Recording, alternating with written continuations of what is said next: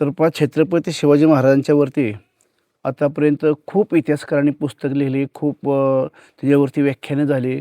परंतु जेव्हा शिवाजी महाराज अगदी लहानपणापासून अगदी शेवटपर्यंत त्यांना फक्त 50 वर्षाचं आयुष्य लाभलं आणि या 50 वर्षाच्या आयुष्यामध्ये त्यांची कारकीर्द खूपच मोठी आहे, आपल्याला सर्वांना माहीत आहे.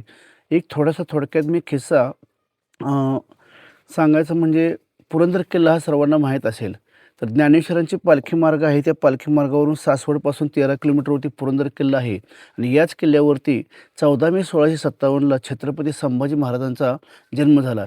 हे संभाजी महाराज हे आपले स्वराज्याचे दुसरे मालक होते, हे सर्वांनाच माहीत आहे.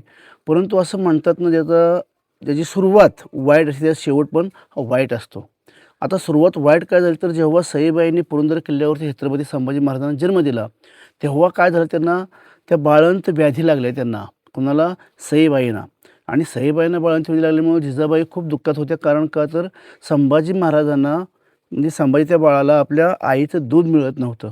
मग जिजाबाईंनी काय केलं, कापूरहोळची एका बाईची योजना केली. तिचं नाव होतं धाराऊ.